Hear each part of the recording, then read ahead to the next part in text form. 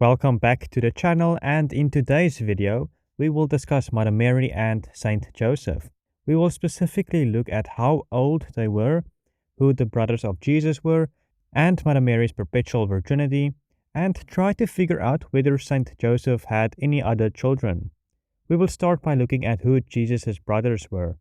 In Matthew 13, it says, "Is not this the carpenter's son? Is not his mother called Mary? And are not his brethren James and Joseph and Simon and Judas? And are not all his sisters with us?" Here 4 people are identified as Jesus' brothers. The word for brothers here in the Greek can have wider meanings than just a biological brother. For example, Jesus called all the disciples brothers. Ananias called Paul his brother.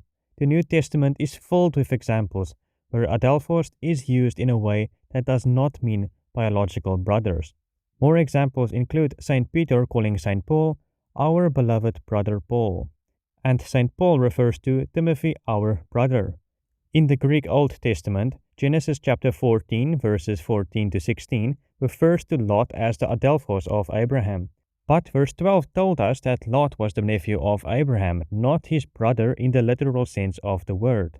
So Jesus having brothers and sisters could have a wide variety of meanings, which could include cousins. So you only need to keep the following few points in mind. Ancient Hebrew or Aramaic didn't have a word that refers to something like cousins. While it is true that the New Testament could have used a different Greek word to indicate that these were cousins, it was also perfectly normal to directly translate the normal Hebrew or Aramaic way of speaking into Greek by using the term Adelphos. So Adelphos being used here doesn't really tell us much. 2 of the Lord's brothers, James and Joseph, is again mentioned in unison elsewhere in Matthew. In Matthew 27 verse 56 it says, "Among whom were Mary Magdalene and Mary the mother of James and Joseph and the mother of the sons of Zebedee." It wouldn't make sense for Matthew to say the mother of James and Joseph if she was also the mother of Jesus. If this was the case, the normal thing for him would have been to label her as the mother of the Lord or the mother of Jesus, not other people. This is further reinforced by Matthew in a few verses later in verse 61, where he said, "Mary Magdalene and the other Mary were there, sitting opposite the tomb." And a few verses later in chapter 28 verse 1, Matthew again says, "the other Mary." No one in their right mind will refer to Mary Magdalene by name and then just be like, "Oh, now let me just refer to the mother of the person this gospel is written about, the mother of our Messiah, the mother of our Lord, the mother of our God, as just the other Mary." It doesn't make sense. We see the same thing happening in Mark chapter 15 verse 40. "There were also women looking on from a distance, among whom were Mary Magdalene, and Mary the mother of James the younger and of Joseph." And in verse 47 it says, "Mary Magdalene and Mary the mother of Joseph saw where he was laid." Could you imagine that if this was Mother Mary being spoken of, that they would be like, "Oh yeah, and by the way, this other Mary, who was the mother of Joseph, saw where Jesus was laid"? No chance. If this was Mother Mary seeing where Jesus was laid, they would have said, "The mother of the Lord saw where the Lord was laid." Not merely, "This other Mary, who was the mother of Joseph, saw where Jesus was laid." Someone might wonder, who is this James being spoken of? Is he one of the 2 Jameses who were part of the original 12 apostles? Or is this a third person named James? It is hard to say for sure. St. Paul did refer to James as the Lord's brother in the context of not seeing any of the other apostles except for him. But of course, then the question is, did St. Paul refer to the apostles here in a bit more general sense, where it could include other eyewitnesses and leaders in the early church that were not part of the original 12 apostles? That is certainly possible, but if he did mean to say that this James, who is the Lord's brother, was part of the original 12 apostles, it would mean that the Lord's brother here is in reference to either James the son of Zebedee or James the son of Alphaeus.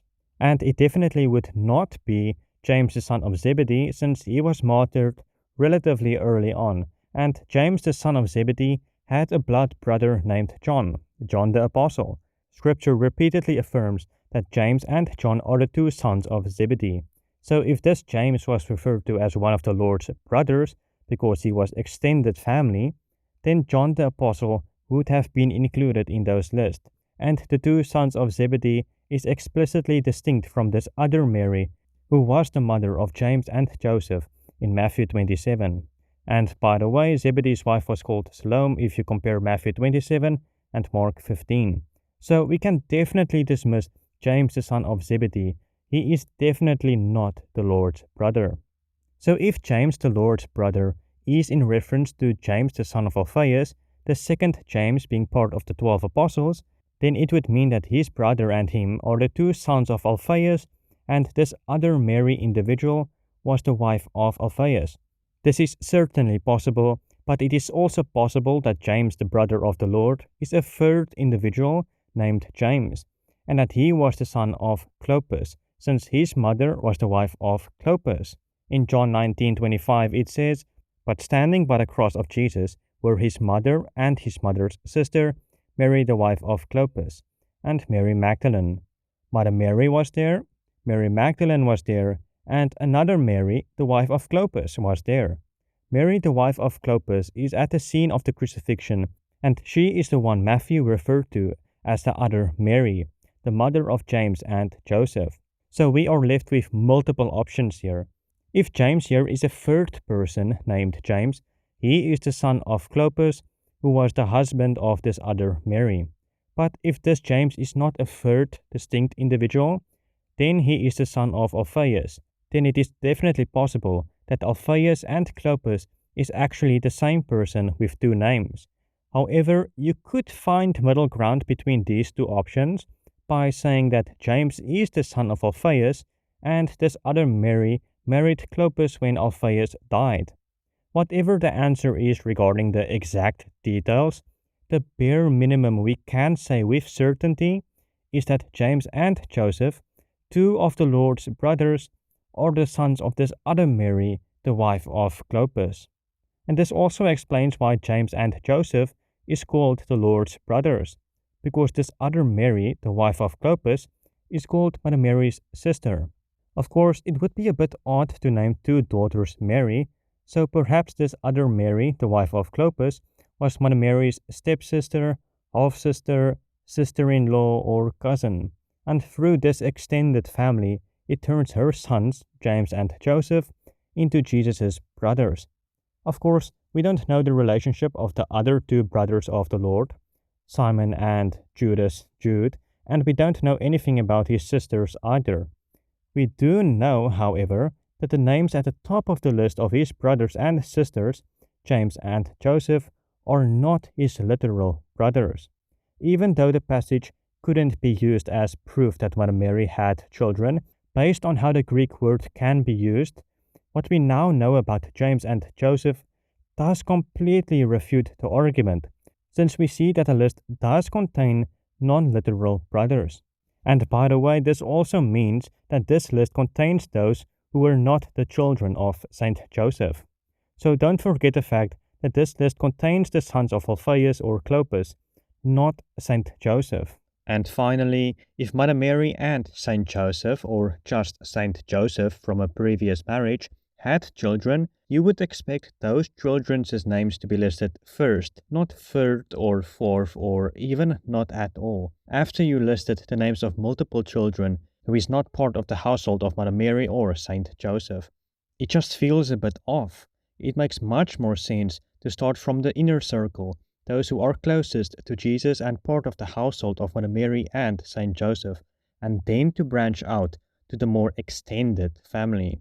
I see this as more implicit or indirect evidence that Mother Mary and Saint Joseph did not have any other children. So just to summarize the three options on the table, the first option is that Mother Mary and Saint Joseph had other children. The second option is that Saint Joseph had children from a previous marriage. And the third option is that neither Mother Mary nor Saint Joseph had any other children.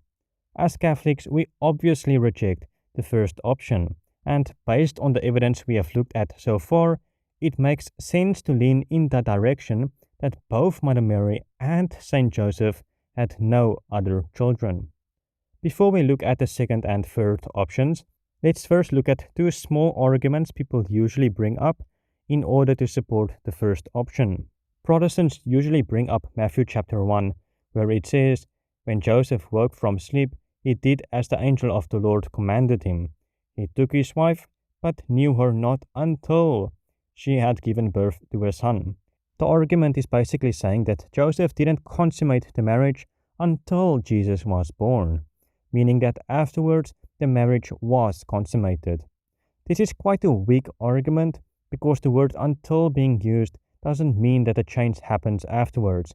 For example, Mark chapter 12, it says, "David himself in the Holy Spirit declared, 'The Lord said to my Lord, sit at my right hand until I put your enemies under your feet.'" Obviously, the Messiah won't stop sitting at the right hand of God after his enemies are subdued. And even in Matthew itself, you can see how Matthew uses the words until without denoting a change taking place. In Matthew 28, Jesus told his disciples, "Behold, I am with you always to or until the end of the age." And 1 Thessalonians chapter 4 confirms that then we who are alive, who are left, will be caught up together with them in the clouds to meet the Lord in the air, and so we will always be with the Lord. So Jesus said that he will always be with them and us until the end of the age, and he will continue to be with us even after that. So this objection is pretty weak. The second objection Protestants bring up is that Jesus is called Mary's firstborn son in Luke chapter 2, meaning that if Jesus was the firstborn, there must have been a second child as well. Using such arguments, it makes me wonder how people interpret Hebrews chapter 1, where Jesus is called God's firstborn. Does that mean God the Father had a second and third son or daughter afterwards? Trent Horn answered this Protestant objection brilliantly in his book, The Case for Catholicism, when he said, in regard to Luke chapter 2 verse 7, "It is common for parents to refer to a child as being their firstborn without asserting anything about the second or thirdborn child." Saint Jerome even quipped that this logic would nullify the requirement in Exodus chapter 13 verses 1 to 2, that parents consecrate their firstborn to the Lord.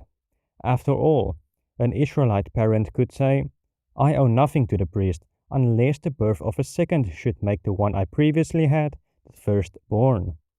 Jerome clarified this absurdity by pointing out that he is called the firstborn who opens the womb and who has been preceded by none, not he whose birth is followed by that of a younger brother. In his commentary on Luke's Gospel, Robert Stein cites the example of an ancient grave inscription that referred to a woman who died giving birth to her firstborn son, thus allowing for the term to be used even when other births never took place. So at this point in time, when we return to the three options I mentioned earlier, we see that option 1 has no evidence for it. There is no argument or evidence that suggests that Mother Mary had any other children. So this is where we are now. We have no reason to believe that Mother Mary had any other children. However, to really take option 1 off the table and reject it completely, consider the following points. In John 19, Jesus entrusted Mother Mary to the Apostle John, and John took her to his home. This would not have happened if Jesus had other brothers. Her own children would take care of her, not someone else. This is a huge indicator that Mother Mary never had any other children. And the fact that there is no evidence to suggest otherwise, you can see the cumulative case for the perpetual virginity gradually becoming more and more. But for me, the strongest proof that Mother Mary remained a virgin forever is her response to the angel in Luke chapter 1. So the angel told Mother Mary that she will give birth to a son. And in a Protestant mind, she responds, "What? How?" Well, the most logical answer here is that God will provide for her a husband, and then through that she gets pregnant. That is common sense. Mother Mary would know how children are created. And as verse 27 made clear, she was already betrothed to Joseph. They were actually married. So when the angel told Mother Mary that she will give birth to a child, Mother Mary asked, how is this possible? You have a husband, you know how it is possible.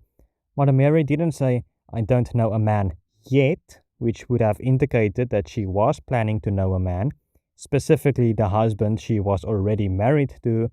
No, instead, she says, while already being married to Saint Joseph, that she doesn't know man. She doesn't have relations with men.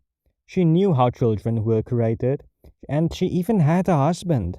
This passage turns the belief that Mother Mary didn't remain a virgin forever into a laughable and absurd claim. The passage only makes sense if Mother Mary planned on remaining a virgin. She took a vow of virginity. She would not have responded to the angel in the way that she did if she was in a normal marriage that was going to be consummated. At this point, we can take option 1 completely off the table. The Catholic dogma is true. We can now examine option number 2 and option number 3. Essentially, the question we need to answer is, did Saint Joseph have other children from a previous marriage?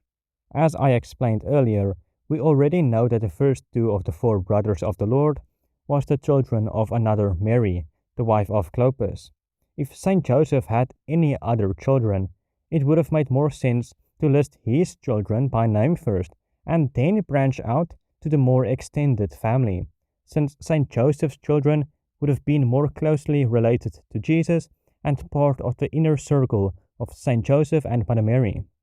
For example, my name is Turb, and if I had siblings named Jack and Joel, and cousins named Alex and Adam, and so on and so forth, it would be very weird if someone else referred to me as, is this not Turb, the family member of Alex and Adam, and Jack and Joel and others? It just feels off. You would start by identifying me with the family closest to me.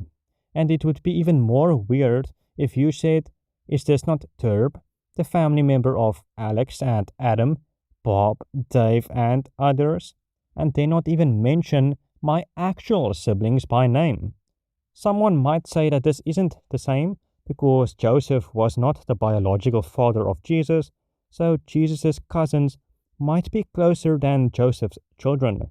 But I wouldn't consider this a good response because despite Joseph being the adoptive father of Jesus and not his biological father, he is referred to as Jesus' father multiple times throughout the Gospels. He really was Jesus' father, despite not being his biological father. Similarly, if Joseph had other children, they also would have really been Jesus' brothers or step-brothers. They would be closer than cousins. So this is just my initial thoughts on this issue so far, which tips the scales in favor of Saint Joseph not having any other children either.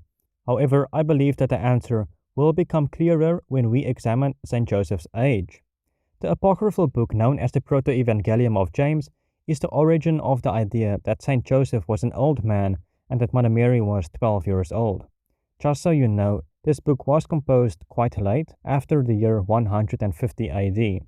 In chapter 8 and 9 of this apocryphal book, it reports Saint Joseph as saying, I have children and I am an old man.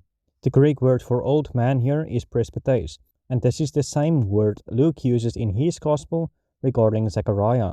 And Zechariah said to the angel, how shall I know this, for I am an old man, presbytes, and my wife is advanced in years. So according to the apocryphal book, Saint Joseph is a presbytes, just like Zechariah in Luke's Gospel. The apocryphal book is trying to explain why Jesus had brothers when Mother Mary remained a virgin. So it turns to Saint Joseph. It says that Saint Joseph already had children from a previous marriage, so he is a widower, he is an old man. So Saint Joseph is basically turned into an old man in order to defend the fact that Mother Mary remained a virgin and did not have any other children except for Jesus. However, Luke's Gospel does not refer to Joseph as a presbytes. The angel Gabriel was sent from God to a city of Galilee named Nazareth, to a virgin betrothed to a man, Aner, whose name was Joseph, of the house of David, and the virgin's name was Mary. Mary was betrothed to an Aner, not to a presbytes. This becomes significant when we look at what the first century Jewish writer Philo wrote.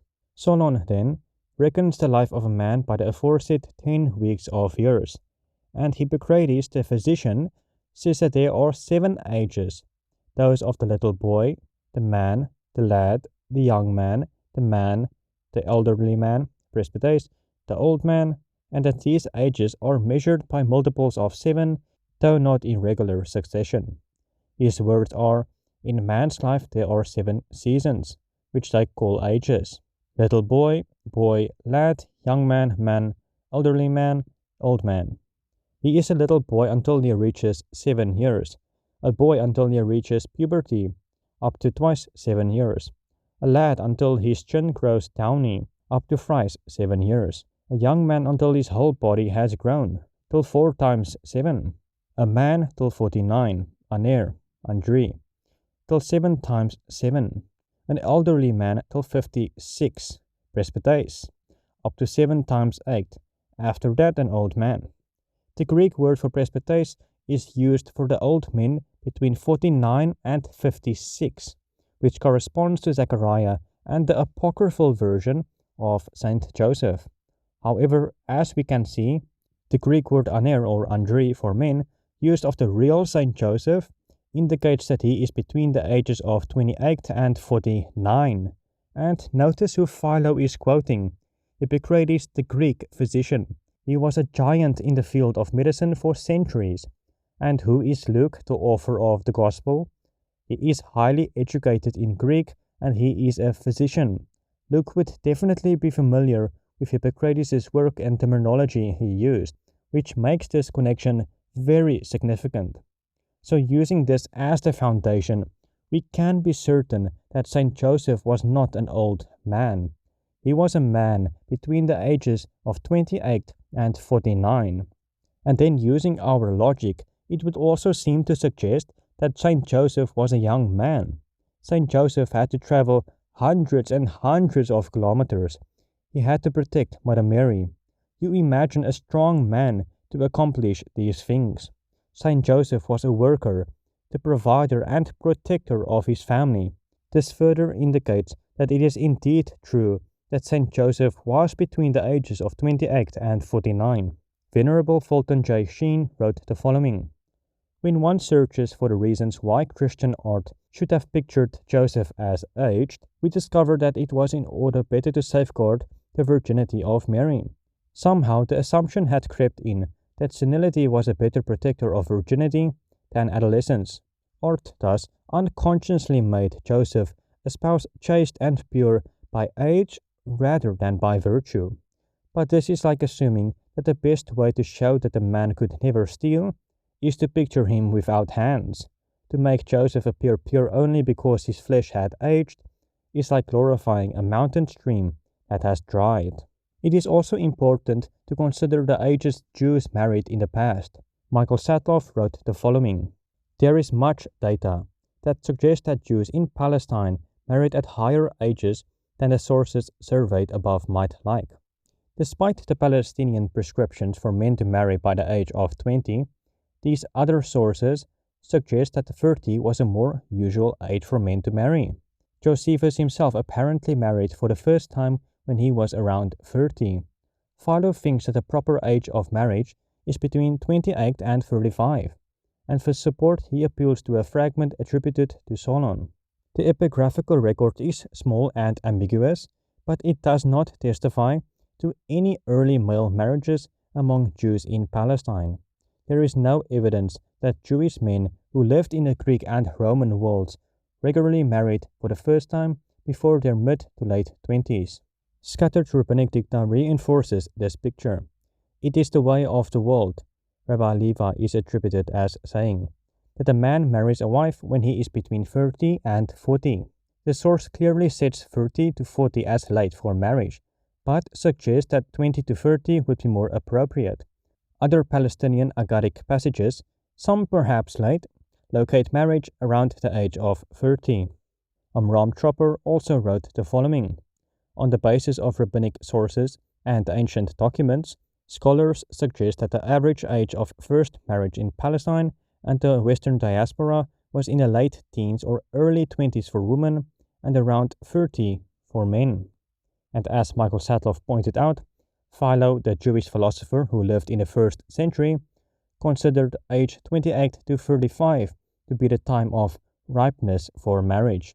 Of course, this doesn't mean that Jewish men never married before 28 or after the age of 35, but using this average age of when Jewish men married and connecting it with the fact that Saint Joseph was between 28 and 49, and that Saint Joseph's travels, his roles of protector, provider, him being a holy and just man, and chastity actually being a virtue for him, the order of the names in the Gospels suggesting that he had no other children himself either, it being unlikely for his previous wife to have died at such a young age, and then having no reason so far to believe that Saint Joseph had any other children, we have every reason to believe that Saint Joseph was married for the first time in roughly his early 30s to Mother Mary, and that he remained a virgin as well. Now, of course, there is one argument that people use in order to substantiate the belief that Saint Joseph was previously married and had children, and this comes from the Proto-Evangelium of James from the 2nd century, which we already looked at earlier. Richard Borkum has suggested that Saint Joseph having other children from a previous marriage is a normal tradition being attested to in early Syrian Christianity in the 2nd century. This is the basis for why many Catholics, specifically Catholics in the East, hold to this view, while in the western part of the Church, you will find the belief in Saint Joseph's virginity more often. While this might be an early tradition, I don't find it very compelling. If this tradition was also found in other regions like Rome, then it would be considered a more widely attested to tradition. Of course, it doesn't mean that the tradition is false just because it wasn't universal, but when we consider the fact that we know that their motivation for these beliefs was to preserve Mother Mary's perpetual virginity, and that they turned Saint Joseph into an old man, even though we can be certain that he wasn't an old man, with these motivations and even confirmed changes concerning his age, it really damages the credibility of the belief that he was previously married. If their motivation was to preserve Mary's perpetual virginity, and it already led them into wrongly turning Saint Joseph into an old man to affirm Mary's perpetual virginity, it poses the question and concern that they likely turned Saint Joseph into a widower, and him, being a widower, likely went hand in hand with them turning Saint Joseph into an old man. Because of this, I do not attach a very high value to this tradition concerning Saint Joseph, and when I weigh this against all of the other reasons I mentioned previously, I am personally convinced that Saint Joseph, like Mother Mary, remained a virgin. Besides the more objective reasons, I also think that it is more fitting for both of them to have been virgins and serve, encourage, and safeguard each other in this virtue and vocation. Now, one last question remains. How old was Mother Mary? The earliest reference to Mother Mary's age is again from the Proto-Evangelium of James in chapter 8, where she is considered to be 12 years old when the process of choosing a husband for her started. However, chapter 12 verse 3 makes clear that she was actually 16 years old when she was pregnant with Jesus. Philip Schaff, however, noted that one manuscript has 14, another has 17, two has 15, but 6 manuscripts have 16. Much later texts, like the History of Joseph the Carpenter, written between the 5th to 7th century, also talks about Mother Mary being 12 to 14 years old, with Saint Joseph being like 90 years old at that time. But of course, these 2nd century and much later texts are not historically reliable, so it does not really tell us much. However, there are 3 points that can give us an idea of roughly how old Mother Mary was. Firstly, as Amram Tropper pointed out, Jewish women married on average in their late teens, early 20s, with Michael Sandloff putting it in the mid to late teens. So it does give us an insight as to what the practice was among Jews. So based on this, you would expect Saint Joseph to have married Mother Mary when she was anywhere between 15 and 20. The second thing I would like to point out is actually again regarding the Proto-Evangelium of James, as well as any other later text mentioning Mary's age to be between 12 and 14. and turning Saint Joseph into an old man. We already know that they turned Saint Joseph into an old man when he wasn't. Why? Because of their intention to show that Mary remained a virgin. And we could only demonstrate that they changed Saint Joseph's age because we were lucky enough that we had other evidence to prove otherwise. In Mother Mary's case, we have a little bit less evidence than we had with Saint Joseph. However, the fact that we know that they changed Saint Joseph's age in order to preserve Mary's virginity, it makes you wonder, if they turned Saint Joseph into an old man to preserve Mary's virginity, it poses the question, did they also make Mother Mary younger than she really was, in order to emphasize that she was also a virgin? We already know that they had the motivation to do something like this, and we actually caught them doing exactly this in the other direction with Saint Joseph. It actually makes sense that they would do the same with Mother Mary in the opposite direction. I don't see any historical or logical reason, for that matter, to justify the belief that Mary was 12 to 14 years old. So based on the two prior points I brought up, I would say most likely she was 16 to 20 years old. But there is one more thing we need to consider, and that is regarding physical maturity and emotional maturity, which would be required for Mother Mary to freely consent by saying yes to God. The age of puberty, which is a process that takes many years to complete, is roughly the same as it is today, with research showing that women complete puberty around the ages of 15 to 17. God himself revealed in Ezekiel chapter 16 that the age of marriage and thus pregnancy is after puberty. In Ezekiel, God likens Jerusalem to an orphan girl, and it is only after the orphan girl grew up with the breast formed, and then with even more time passing, because it is at the second meeting that God sees that she, Jerusalem, was at the age of love, and then God became married to Jerusalem. God is indirectly revealing that marriage and consummation is sometime after puberty, and this has been confirmed by many Bible scholars. So if God revealed this truth in Ezekiel, it is fair to say that God will act in accordance with this, but even without his passage, we can use natural reason to conclude similarly.